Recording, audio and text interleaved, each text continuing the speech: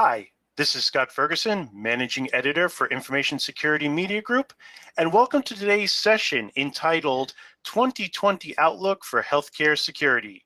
And we are featuring today Michael Hamilton. He is the President and CISO of CI Security, and Drex DeFord. He is the Executive Healthcare Strategist at CI Security. Before I introduce our speakers, just a bit of background on today's session. As 2020 approaches, healthcare experts forecast necessary information security priorities for the coming year. They will also look back at the mistakes they made over the past decade. Healthcare organizations continue to grow and change at an unprecedented velocity, with 2019 outpacing previous years for acquisitions, expansions, and partnerships. Organizations have unfortunately opened up to new vulnerabilities. Healthcare organizations have also made key decisions around whether to use the cloud or keep data on premises, how to implement new connected medical devices, and how to manage constant turnover. Today's session will focus on the impact of all these changes on information security, and Mike and Drex will share stories of security incidents and how organizations handle them. Now, just a little bit about ISMG. Before we begin, let me tell you about Information Security Media Group.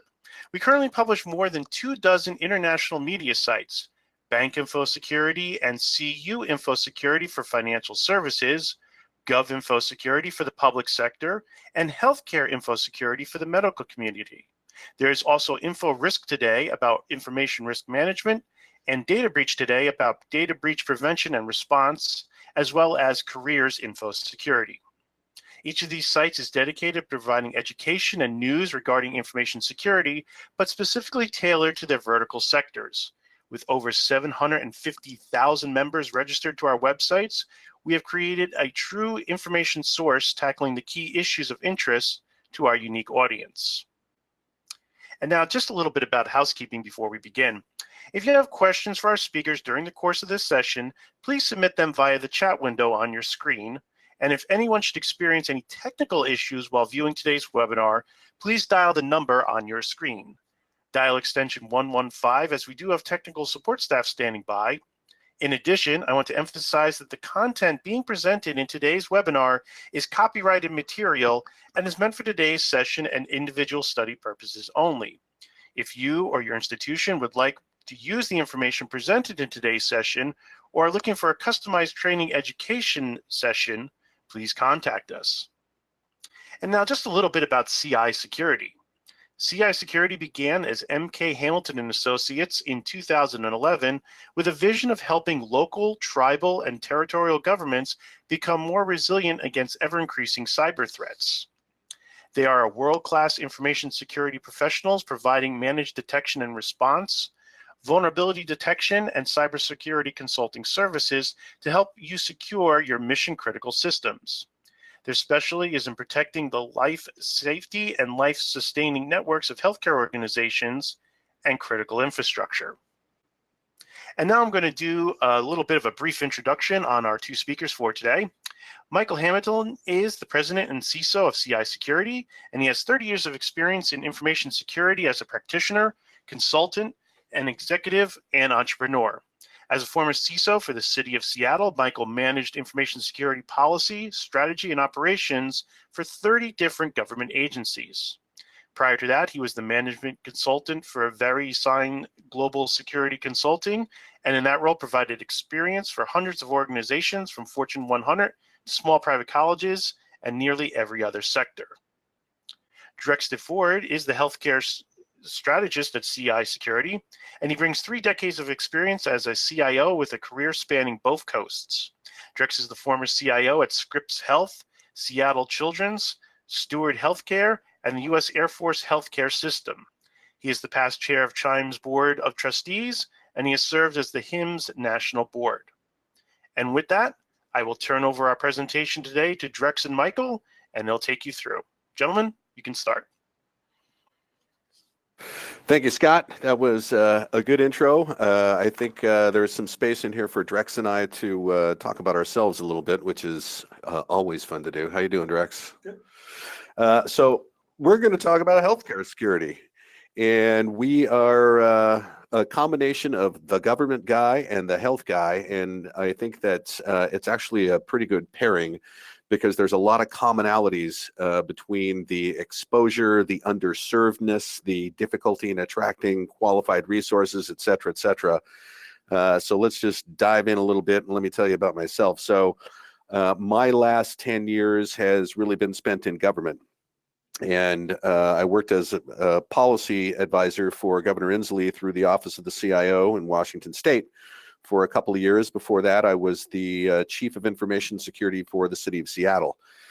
While in that position, I got involved with Homeland Security Government Coordinating Council for state, local, tribal, and territorial government, and this was all about infrastructure protection. And there was a real interesting segue from when I was the managing consultant for VeriSign and working in lots of private sector organizations that spent lots of money, and then getting over to work as the Chief of Information Security for the City of Seattle, where, you know, they were buying, you know, and I'm not going to throw Seattle under the bus, but the mindset in local government is we're buying our firewalls and AV and calling it good. Well, that's not good.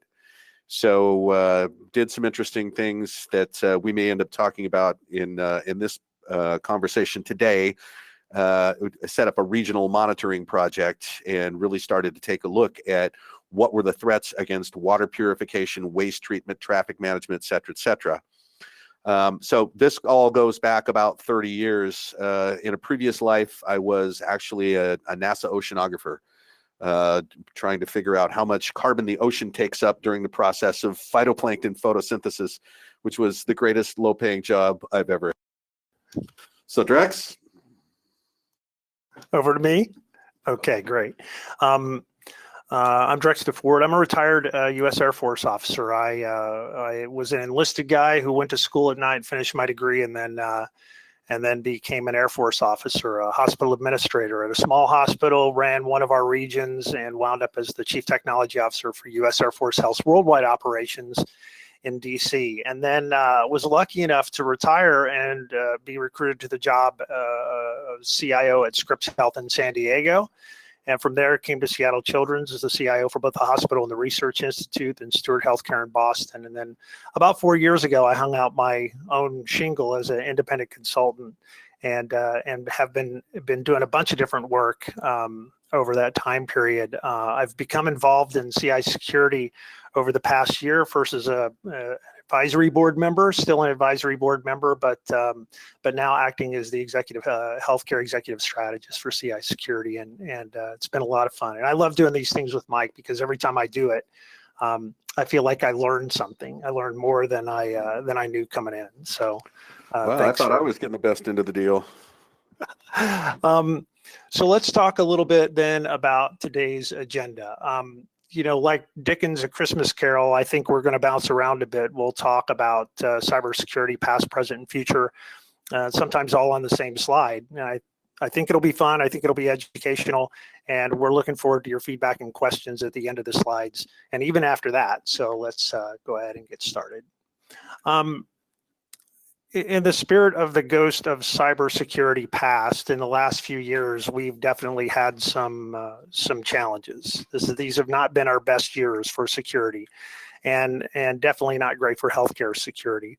The cards that I'm dropping on the slide here are some of the biggest healthcare breaches over the past couple of years, and they're all doozies. And as time goes on, it seems like we've become even a bigger target, with more interest from all the wrong people and intense scrutiny coming from boards and CEOs and even the community.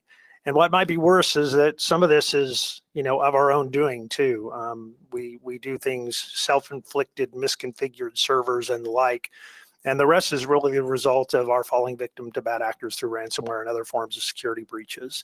But you know, really these instances are just kind of the tip of the iceberg.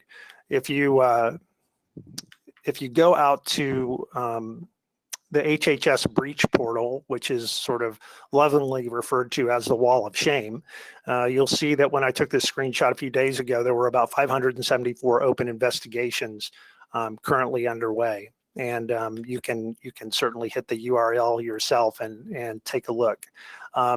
these are just the ones that are big enough to report to HHS. There's always a lot more than this in motion at any one time. Literally millions of records are exposed.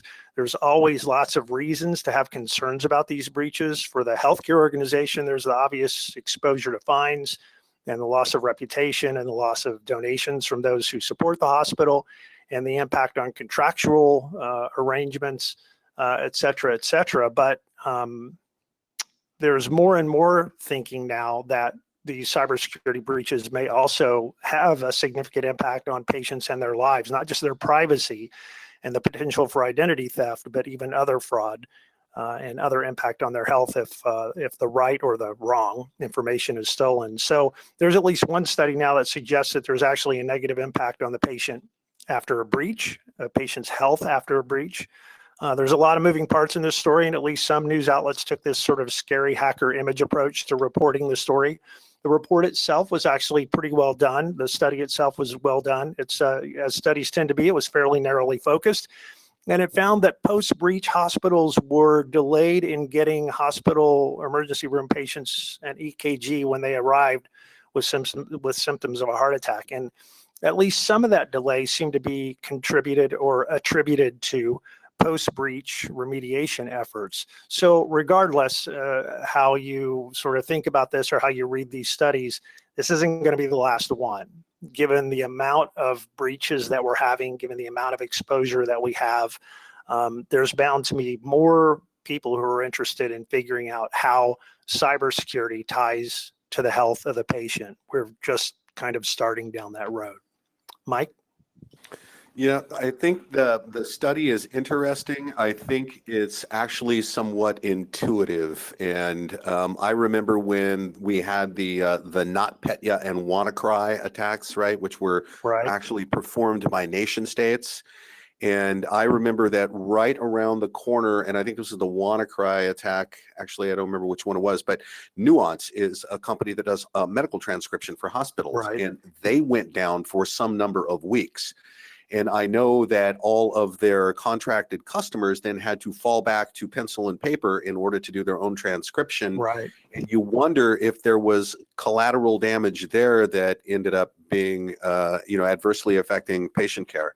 So I think these studies, you're right, they're going to keep coming, and I think they're going to find some interesting things, especially in the healthcare sector. So, to Drex's point, there have been a lot of records breached. To me, I don't think that the breach of records is the worst thing in the world.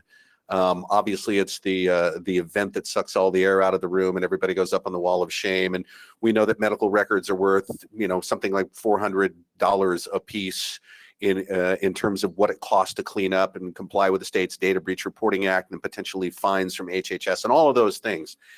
But this extortionware is the one that's really, I think, more virulent, because locking up an environment rather than just stealing records really can have an effect on patient care and outcomes. But, what got us here, and after being in this business for many years, really one of the takeaways I've had from government is we implement technology before there is policy to adjudicate how it's going to be used.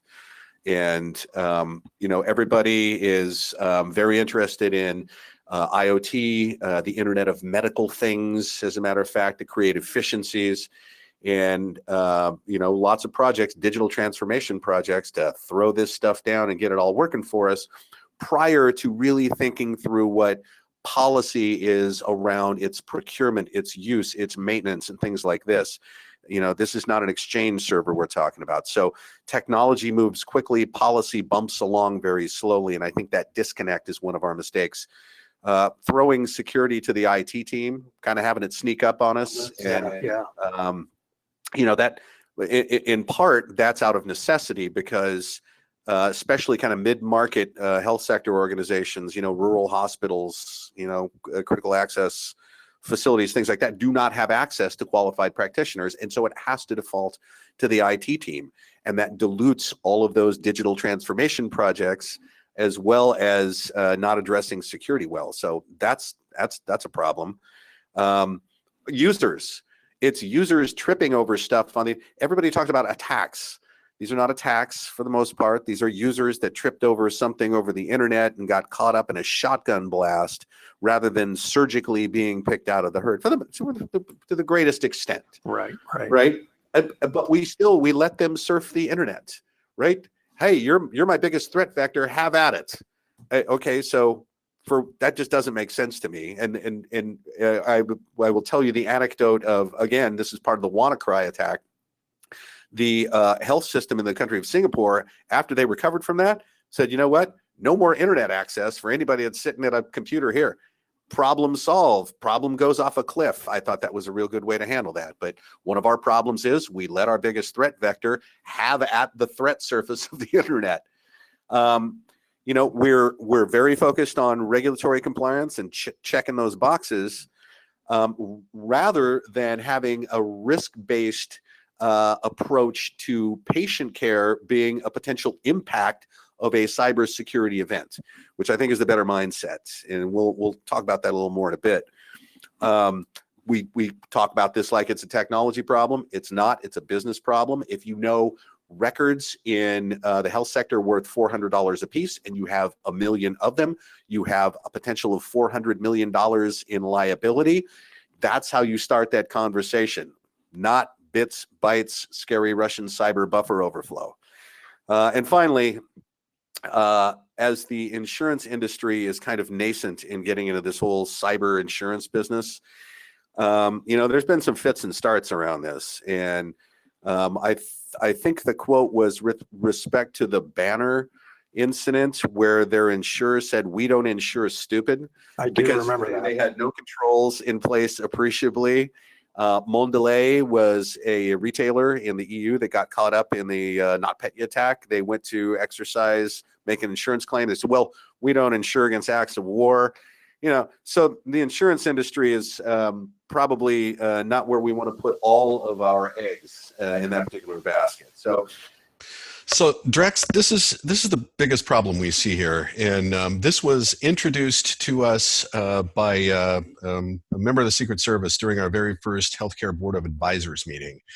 And since then, some of these numbers have actually gotten worse. So more than 200 days until a compromised asset has been detected on a network. That is astonishing. If that long has gone by, somebody has actually stolen something from you, has handed you your behind.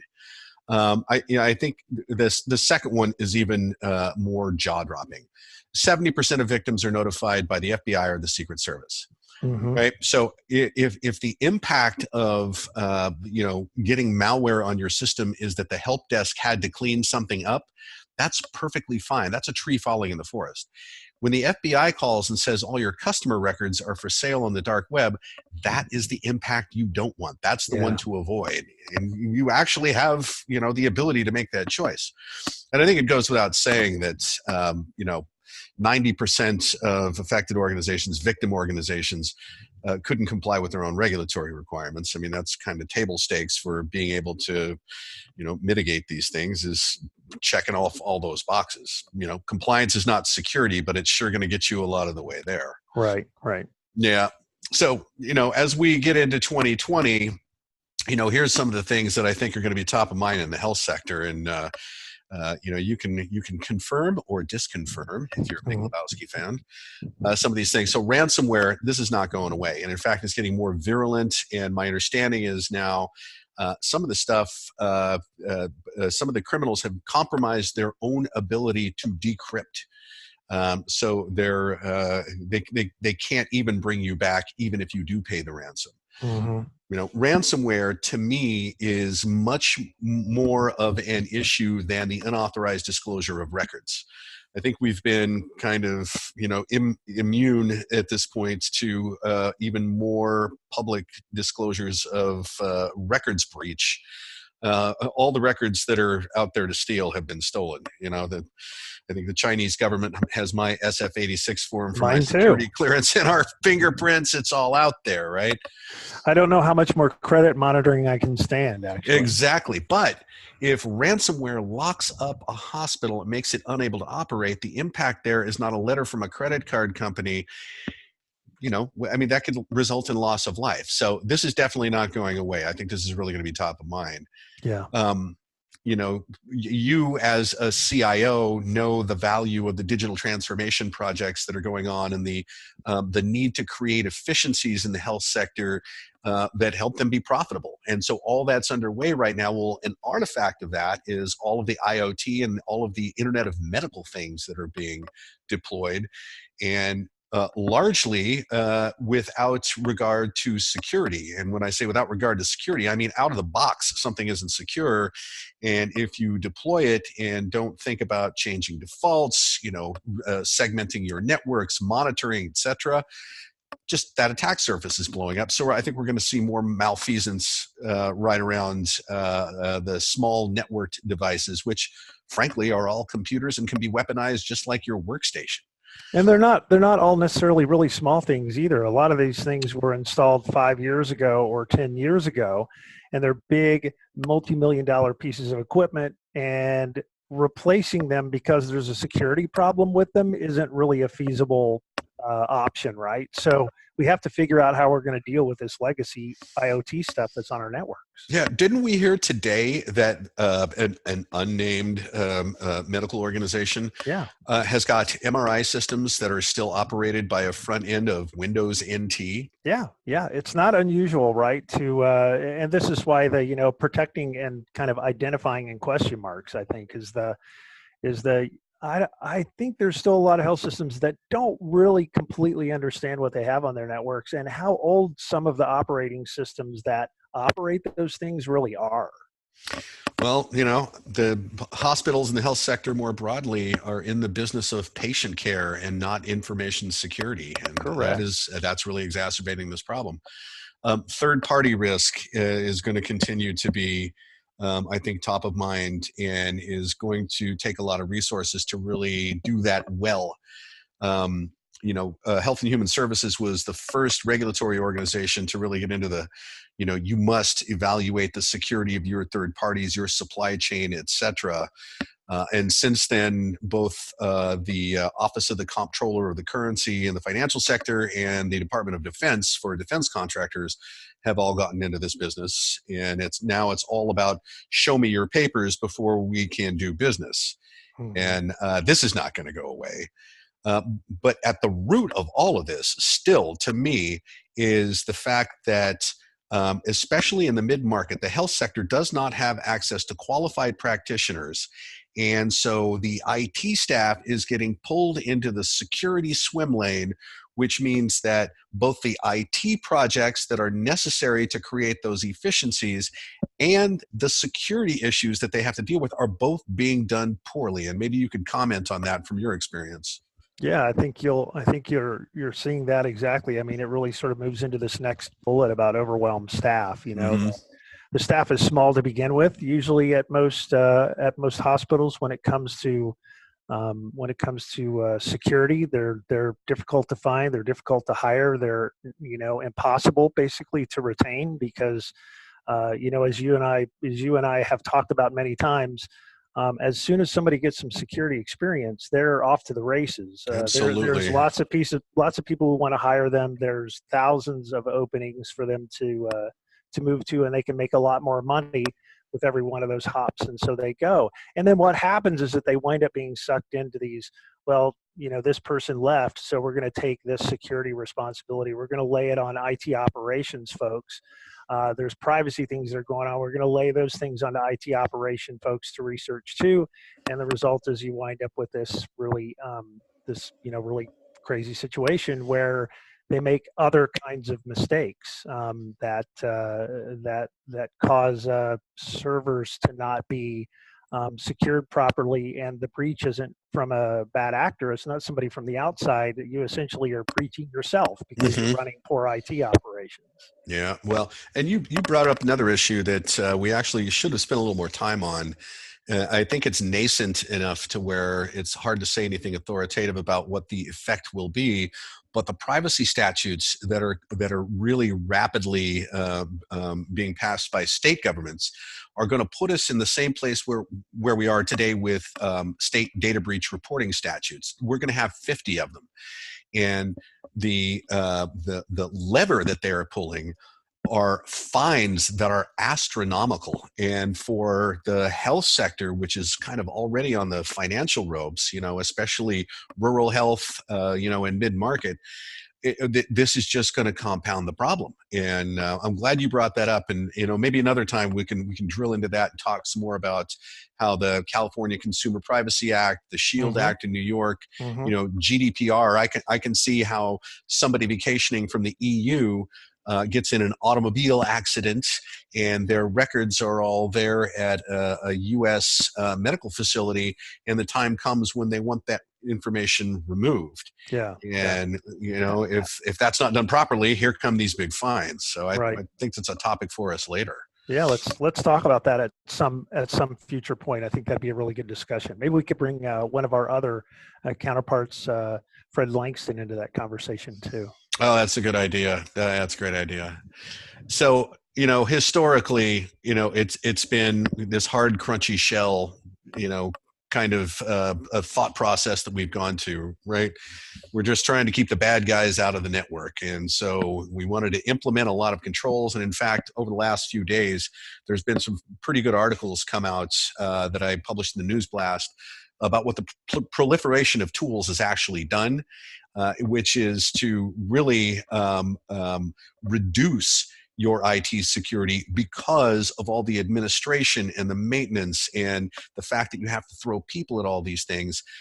We've attempted to hire qualified practitioners to do all this. And to your point, they can run out the door every 6 months and go double their salary. And that's really what they've done.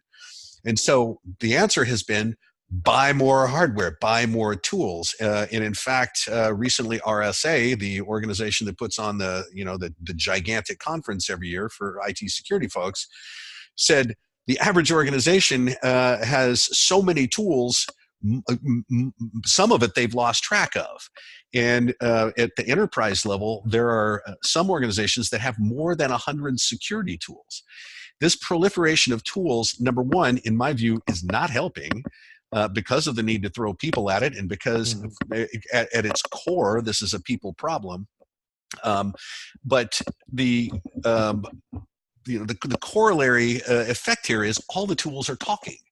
They're saying, look at me, something's going on, look at me. And so just the constant attention to these things means that, everybody's time, especially if you're throwing IT at the problem, is going to get sucked up doing that. I don't know how it was when you were, CIO of a hospital and how many tools you had to deal with, but to me, the root cause of this going to go right back to the shortage of people and the fact that the venture capital community smells blood in the water. And anybody that's got an idea for some new technology that they claim to be magic to solve the problem is going to get funded. Yeah. One of the things I talk about all the time, or that I say all the time, is everything's connected to everything else. And this whole proliferation of tools is definitely connected to the people problem too, because as people leave, well, security practitioners, like everyone else, find tools that they really like and they prefer and they want to use those. And so when they come into your organization, they say, we really should buy these tools. And so you buy them. And then 18 months later, when that security practitioner decides to leave and go make more money somewhere else, the new person that you hire has a different set of preferences. And then you buy new tools that do a lot of the same things as your old tools. I mean, you see this cycle happen again and again and again. Some of those old tools get installed or disinstalled, deinstalled. Some of them don't. No matter what, there's a lot of stuff chattering at you, right? Yeah, boy. Well, and that's why we're in the business we're in, to evaluate the chatter and boil that down to, what's actually meaningful, which turns out to be less than 1% of the messaging coming off, intrusion detection systems, firewall logs, IPS, application firewalls, email security, all those things. And they're all important because that's how you buy down the likelihood term of the risk expression, right? I want to make a bad outcome less likely. And you put those tools in place and they are necessary, but then they proliferate and all of a sudden the people problem is exacerbated. And I want to talk about this kind of in the context of a lot of other things that are happening right now. So we talk about healthcare's rising tempo and intensity, all the things that are sort of pressing down on us right now. First of all, there's certainly security pressure, and we've talked a lot about that. More breaches that seem to be more public than ever before across more healthcare systems. We've talked about the proliferation of tools that generate more alarms, and the difficult to hire and retain staff. And even when there's not a breach, it seems like there's more request and responsibility for investigations than any time in the past. And a lot of that is because the tools are chatting, or because there are other things that have come up that we have to take our teams off of their work, their real work, to go actually do this kind of investigation. And then you top off the security pressure piece with the reality that there's a don't ever, ever, ever let us down message coming from the board and the community and donors, for not-for-profit health systems. Don't ever, ever, ever let us show up on the front page. And that's a lot of pressure, right? That's a lot of pressure. Yeah. Well, Go ahead. I'm sorry. Well, no, I agree with you, and I think that to try and get everybody to be happy with where we are, we need new strategies and tactics for 2020. But at the core of that is changing how we think about these things, right? I mean, yeah, we got to build a hard, crunchy shell. All right, there's no question about it. That's actually becoming less relevant as the trend towards zero trust. Google wrote a paper a long time ago, Beyond Corp, and they talked about zero trust, where identity is the new perimeter. And this is why banks are always, if you try to use your banking website, it evaluates what your IP address is, what your authentication credentials are, and where you are on Earth. And if any of those is an outlier, you get challenged with, extra requests for information. Right.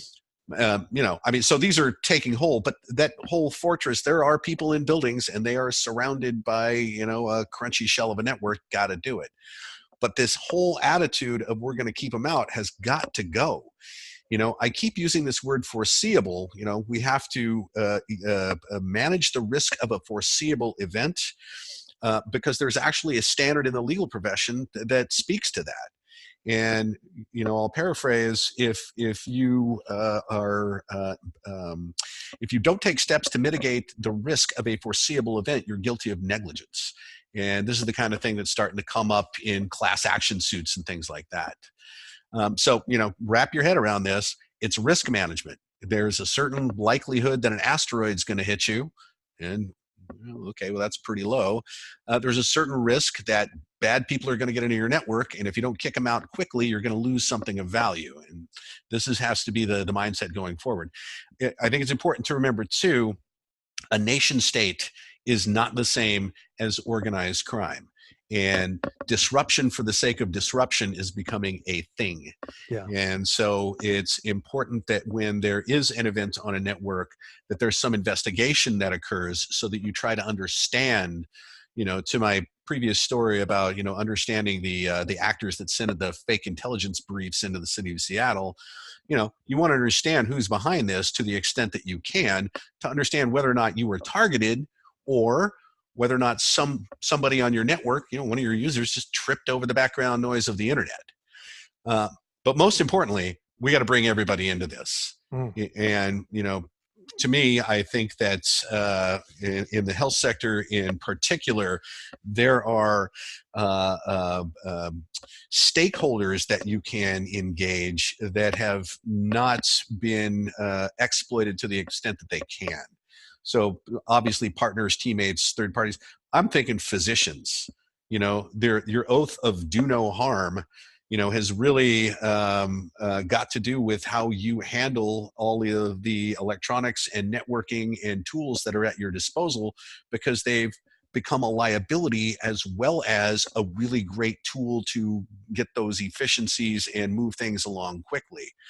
So, it's the internal politics of those organizations is something that's known far more to you than myself. But, what do you think about trying to put together an internal team of stakeholders that goes far and beyond users.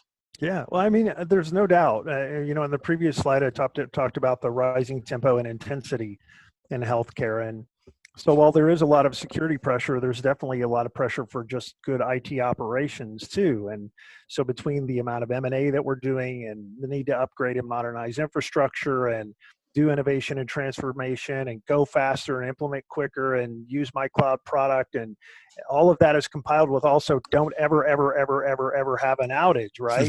And so realistically, good IT operations is good security. So it has to be a team sport from that perspective internally. And then the other part of this that we talk about all the time is, who is actually the person who is your main frontline defender? It's, the end user. It's the person who is caught in the phishing emails, who turns out to have credentials to really important enterprise data warehouses, or really important payroll systems, or electronic health records. They have access to everything, all those applications. And so it turns out that they're trying to get their job done, but they also have this other responsibility as a cybersecurity practitioner. One of my good friends, who's a CIO at a hospital in Texas, I asked her the other day, "How many people do you have working in cybersecurity?" And she said, 7,823. And I was like, "What are you? How do you have that?" And she was like, "Every person in our organization who puts their hands on a computer keyboard has to be part of our team." And so, yeah, definitely, it's a team sport, and it's not just the internal people, but as you've described too, a lot of the external partners that can bring to bear a lot of smart, intelligent experience that can make health systems better than they are today. Yeah, well, I mentioned third parties as well, and the the whole show your papers kind of business climate that we're in right now is not going to go away. I think that there's always this discussion going on about, well, is cybersecurity best handled as a market force or regulation? And I would submit that if market forces would work, Equifax would not exist. Setting that aside, we do have to ask a lot of questions of the different organizations we're doing business with.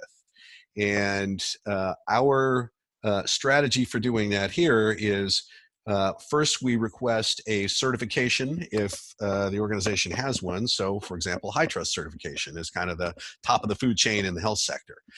They don't have that. We'll ask for a SOC 2 report, right? SSAE 18 in the parlance of the 21st century.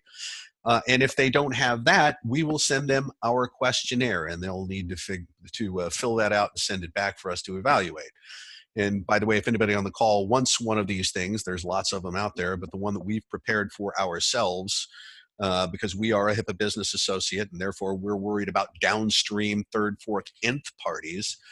I'm happy to give the spreadsheet that we use for this purpose. It's in fact, there's a few things we can actually add that I think I brought up on this call. So contact myself, and I'm happy to give these artifacts over to you. Yeah, this is really a great document. And if you're scratching your head a little bit about third parties and thinking about where do I start and what are some of the questions I should ask, I mean, start there. Drop Mike a note and get this document from him.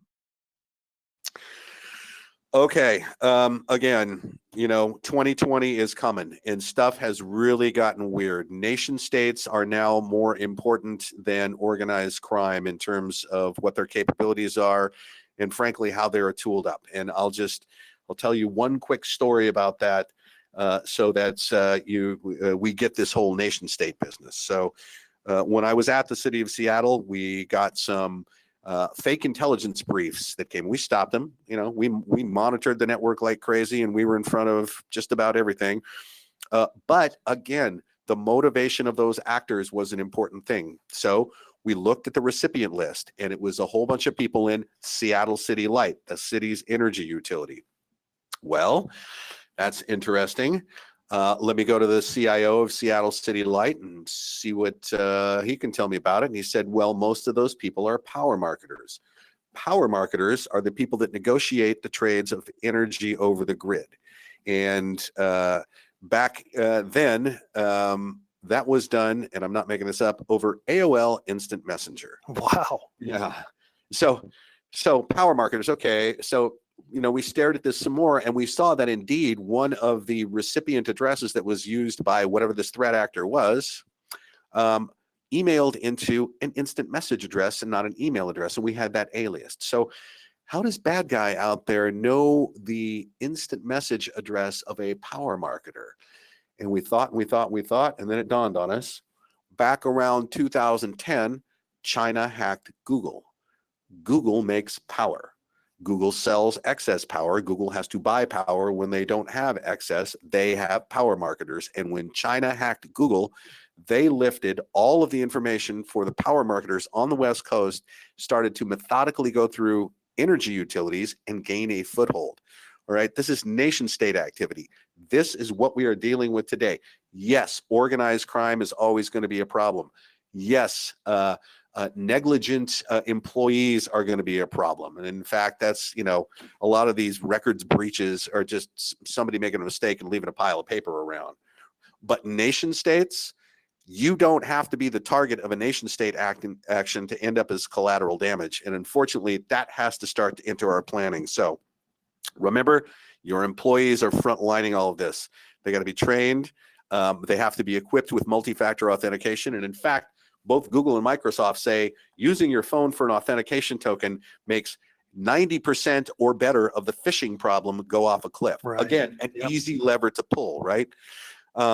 Forget about finding security professionals. If you are mid-market, if you are down market, you're especially rural health and some of these facilities that really are having difficulty turning a profit, you're not going to go hire a security professional. So look to other places. Go outside. Yes, we can help you manage that risk. You can outsource compliance activities, manage detection and response, all kinds, and it ends up being cheaper than the alternative of full-time employees. So start thinking differently about how to solve the problem. And in fact, transfer a little liability to a third party is not a bad idea either for, your risk manager. So again, policy is an extremely important tool to use. So is the procurement process. Here's another freebie I'll give you if you want to contact us. We have a spreadsheet that you can use for competitive procurement. So if you're going to buy a SaaS application, professional services, a capital purchase, it's the appropriate questions to ask for security in your RFP, in your competitive procurement, so that you make sure you evaluate security as alongside functionality and price and whether it can be integrated and revived, all those things. Security has got to be one of those things that's evaluated on the front end so that we quit buying stuff that we then have to tie ourselves in knots and throw controls at, right? Right. Bring your physicians in. These are the folks that need the longest leash. These are also the folks that are the most in danger because they have access to the greatest number of assets in the environment. They've got to be part of this conversation. They have got to be front and center in this conversation. Also, because this is more of a business and fiduciary responsibility and less of an IT problem, bring in the chief financial officer, risk manager. The internal auditor can be a great ally in this. So these are all folks that are worried about the business as a business. And when you start to speak the language of business and get away from scary Russian cyber stuff, right? We know what's out there. That's really what's out there. That's not the conversation they want to have. And if we convert this to the conversation they want to have, we can have the conversation that everybody wants to have. So there are a few recommendations. And Drex, you want to talk about the change in the law here? Because I think this presents a good opportunity. Yeah, I think it's a really interesting opportunity. The proposed rule, this sort of Stark Law exception, what's called a safe harbor, was proposed late this year. Comments are continuing to be gathered by HHS, and that will continue through the end of the year.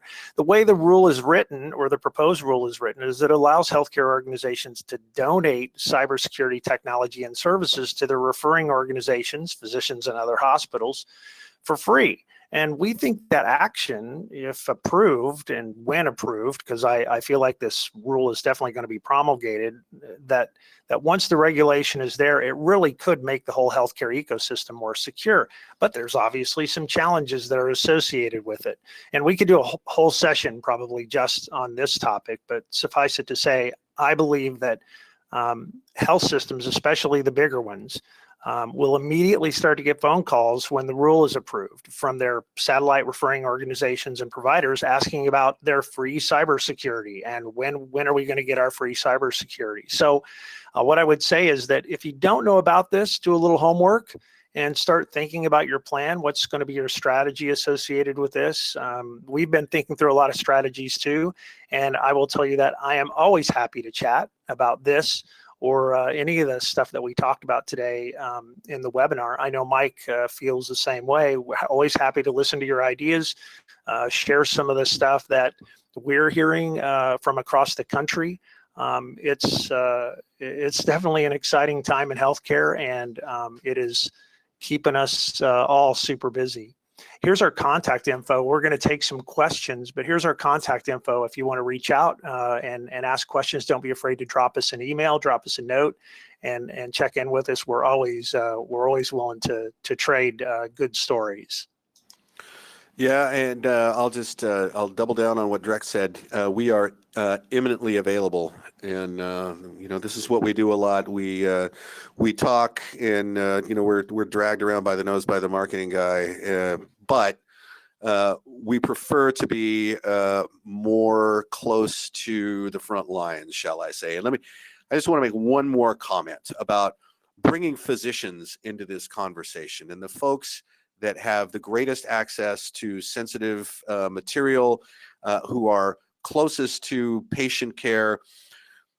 If you start to use their language and you can bring physicians into a conversation that is framed squarely on patient care, completely disjoint from technology, and make it clear the ground has shifted here, and that an oath to do no harm today includes the mandatory care required in handling computing assets, to include things like pervasive multi-factor authentication, which they are going to resist because it's a big pain in the butt, but it's do no harm. This is patient care. Continuous activity monitoring has got to happen. So, reframe this into the language of the physicians, and I think that's another tactic for success there. Another one of the things too about that, Mike, I would say is that your physicians and your nurses, all of your clinicians are natural problem solvers. They are detectives. This is kind of how their brain works. And so even running exercises with them in a patient room and taking them in and saying things like, where do you think data could be breached here? What are some of the problems that you might see? When you get them sort of running down that path of, I can see how that could be a problem. Yeah, we do. I understand that we should log out, but I never really sort of put it in that context. Or we shouldn't, like you said, you were talking about paper, even though we have electronic health records in a lot of organizations, there's still a lot of paper around. So making sure the paper is disposed of properly or thrown out properly. All of that is the kind of thing that helps you pull end users into this conversation and make them feel like they have some ownership in this, that it's being done with them and not to them. Yeah, I think there is a little bit of a perception that it is being done to them, and I differentiate between the companies, and I won't name them, everybody knows them, that do the phishing testing for employees. Right, you can hit them with these messages over and over and over and over, and there's always going to be a 5 to 8% recidivism rate. You're never going to get below that amount, and it's phenomenally expensive. As opposed to, right, and people feel like they're being pelted with this stuff. Nobody likes to be, subjected to a public hanging.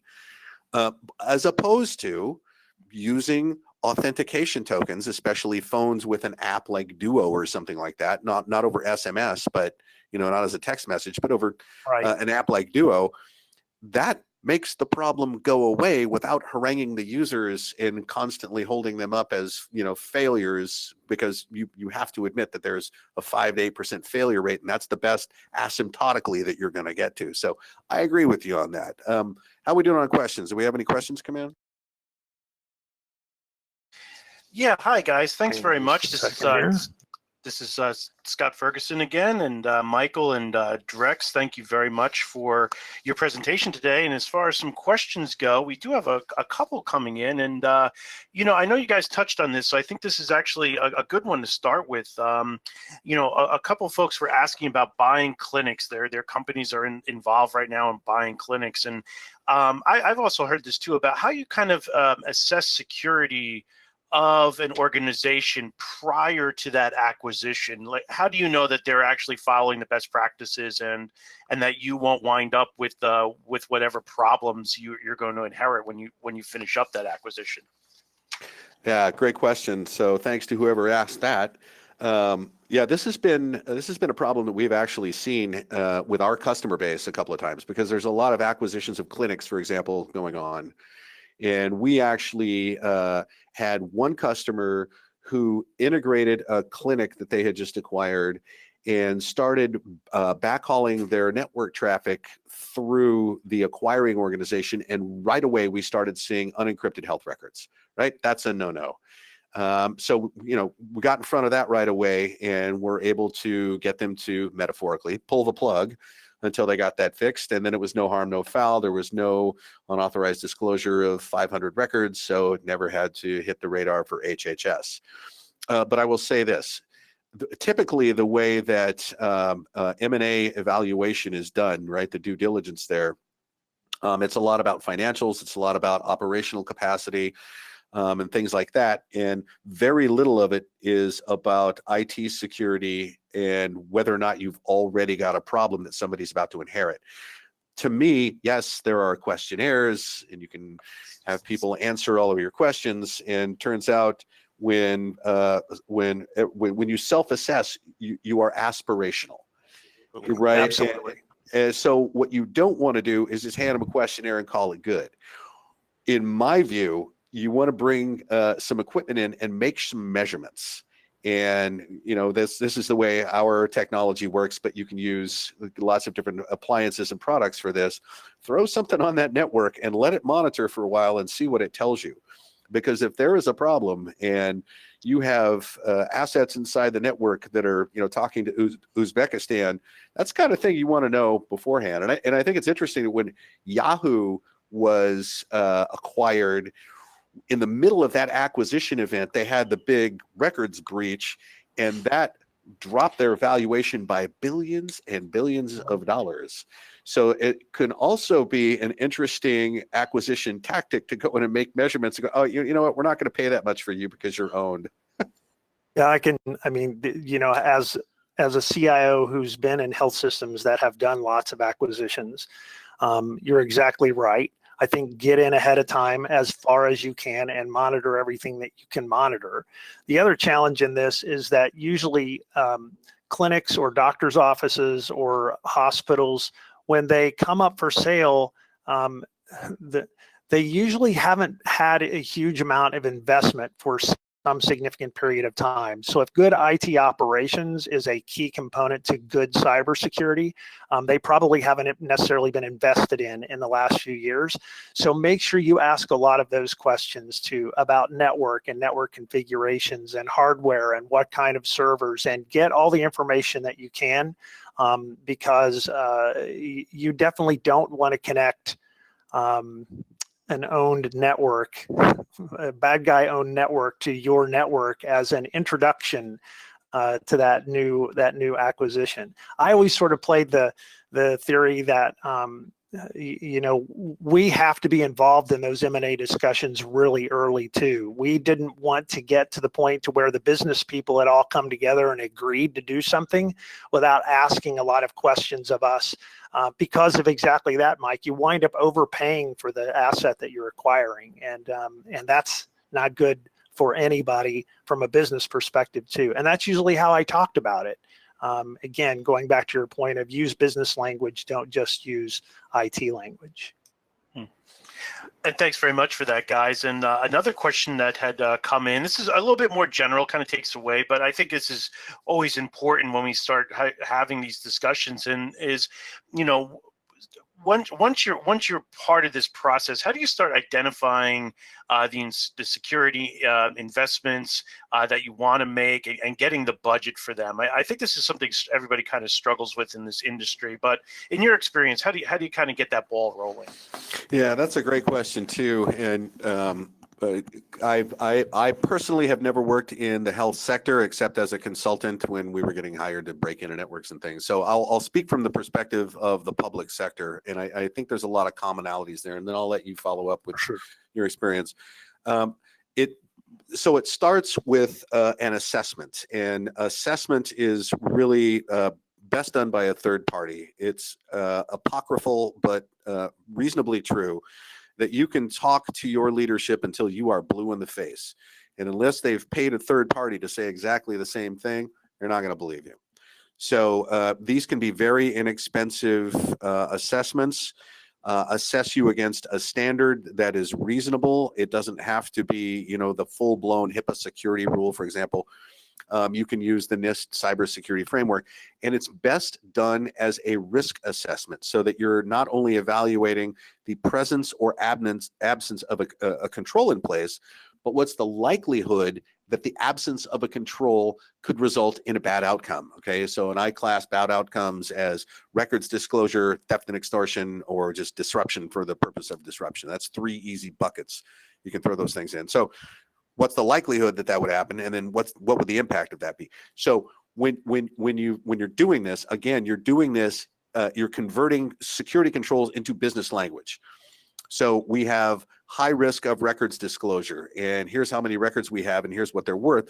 All of a sudden, you're talking about a dollar amount of liability now, and that's what you take to leadership as a budget justification. And if leadership does not want to spend the money, here's how it works. Okay, that means this risk that I've identified is an accepted risk, and I'll need you to sign right here. And so that is the way historically I've been able to pull the levers of government, by the creation of these records and then management of risk, meaning if we're going to accept it, your name's going on it. Drex? Yeah, I mean, you're exactly right on all counts. Really kind of have run the process in a very similar way, almost exactly the same way. And as somebody who's been doing consulting for the last several years, I'll tell you that your initial point about organizations can have the smartest people in the world working inside the organization, but sometimes it just takes somebody from the outside telling them the thing that they've already been hearing. Somehow it takes on a magical new golden weight and changes everything for how the organization pays attention to or listens to that information. Great. Well, thank you for that, guys. And one question comes in. I've had a little trouble reading it, but I think I've got the gist of it. Is to talk a little bit about multi-factor authentication and how that kind of reduces the need to do phishing testing, or kind of reduces some of the burden on that. I know you guys touched a little bit about phishing and kind of doing this constant testing of employees to kind of see where you can make improvements. So how does kind of multi-factor kind of improve that, or kind of lessen the burden a little bit on when you kind of undergo these exercises? Sure. So that second factor is in addition to your password. So if I'm going to issue a password and then I'm going to be prompted over another channel for a 6-digit code, for some other factor that proves that I'm holding the phone in my hand. Okay, so I've issued something I know, my password, and something I've demonstrated that's in my hand, and it's the combination of those two that authenticate. So if I continually test you over and over and over to not bite on a phishing message, and really phishing is designed to get you to give up your credentials. So let's say we just stop training users doing that, but we've given them all multi-factor authentication. Do I care if they give up a password? No, because they don't have the second factor. And ideally, I'm monitoring well enough so that I know, hey, you just had a login failure from Brazil. Okay, well, that's somebody who probably got your password. Maybe that was disclosed in another breach or something like that. But because we use the second factor, we don't care. So stop spending all the money going to know before and fish me when you're never going to get down past that 5, 8, sometimes 10% level. Use an additional factor for authentication and give your damn passwords away, because now nobody cares. I mean, really, at that point, what you're talking about is just having a really good, quickly and a good, effective password reset process. That when you see that login from Brazil, you're going to punch out to that end user, you need to reset your password. Something weird's going on, right? Well, yeah, but it's that password's not going to do them any good.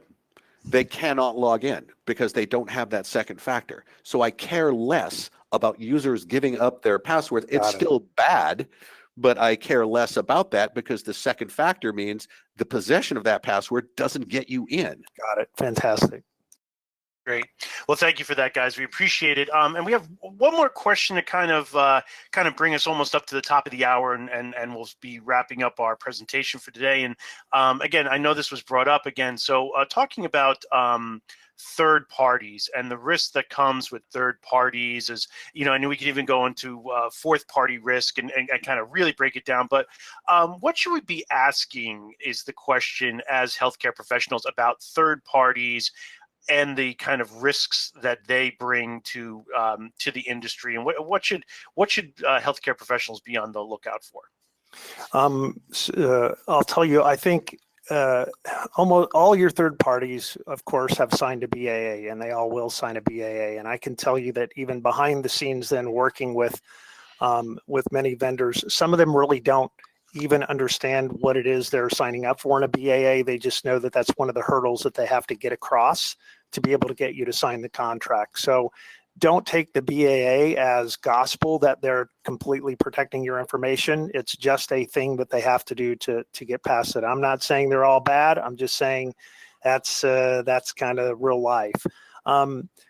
More importantly, probably get in and ask them about their security practices. What do they do? How have they been certified? Do they have SOC certification? All the things, high trust, the things that you know makes them more effective security practitioners. And if they don't want to tell you about them, or if they can't tell you about them, you should definitely take that as a sign.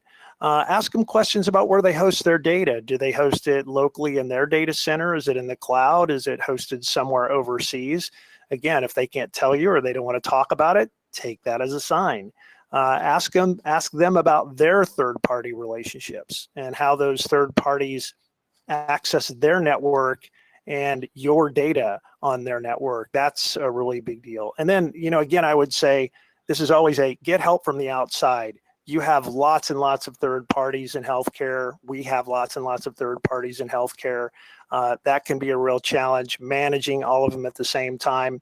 Don't be afraid to ask for help. Lots of good cyber partners can help you manage this evaluation process and this ongoing management and evaluation process, which is really a requirement for a good cyber program.